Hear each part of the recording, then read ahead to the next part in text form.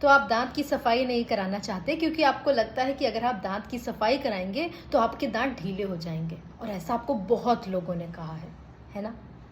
मैं आपको बताती हूँ कि इस बात का सच क्या है। पहली बात तो ये कि दांत की सफाई कराने से ऐसा नहीं है कि दांत के कुछ मसूड़े ढीले कर दिए जाते हैं या हम दांत का कुछ हिस्सा निकाल देते हैं जिससे कि दांत ढीले हो जाते हैं, ऐसा बिल्कुल भी नहीं है। दांत की सफाई कराने से over a period of time दांत ज़्यादा स्ट्रॉन्ग होते हैं, ढीले नहीं। लेकिन ठीक है, अब ये बात प्रेवलेंट क्यों है, ये बात ऐसी मानते क्यों हैं कि दांत की सफाई कराने से ढीले हो जाते हैं, वो भी मैं आपको बता देती हूँ ताकि आपका डाउट क्लियर हो जाए। एक इमेज मैं आपको दिखाती हूँ। हो सकता है आपको देखने में लगे ई ये क्या दिखा दिया डॉक्टर साहब, हम रोज़ देखते हैं, आप भी देख लीजिए, कुछ जाएगा नहीं।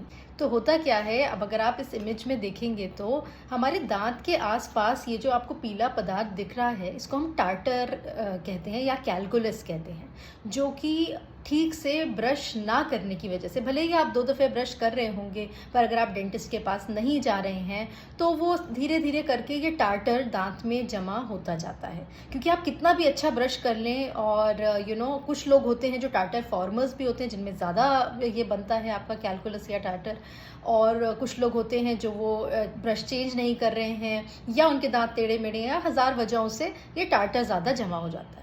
अब ये जो टार्टर है ये धीरे धीरे आपके मसूड़ों को ढीला कर देता है, ढीला करके उनमें खून वगैरह प्रोड्यूस करता है, नहीं ब्रश करते हैं तो खून आता है, और धीरे धीरे वो मसूड़ों को नीचे ढकेलना शुरू कर देता है।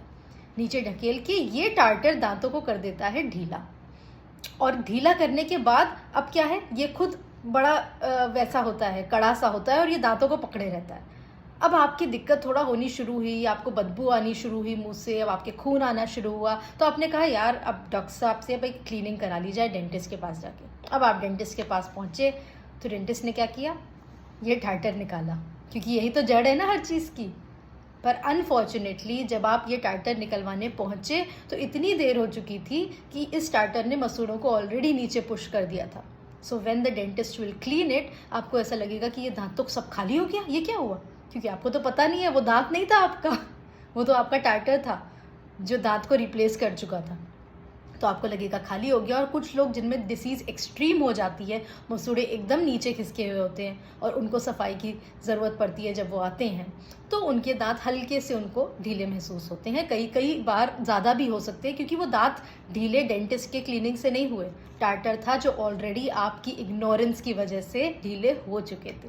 डेंटिस्ट ने तो अब वो टार्टर हटा के आपके दांतों को हेल्थ दी है वापस, आपके जिससे मुंह की बदबू चली जाए, ताकि आपके जो खून आ रहा है वो कम हो जाए और जो मसूड़े हैं उनकी पकड़ बेटर हो जाए। तो ध्यान रहे, अगर आप डिले करेंगे डेंटिस्ट के पास जाने में या अपनी प्रॉब्लम इग्नोर करेंगे और कहेंगे दांत तो चल रहे हैं, हम तो ब्रश करते हैं, हमें क्या ज़रूरत है, तो शायद at a stage in time when you get your cleaning done you may experience this problem. And if you don't yet get your cleaning done and you say, तो इमेजिन ये गंदगी आपके दांत को पकड़ के रखी है, आप उसी से खा रहे हैं, उसी की स्मेल आ रही है।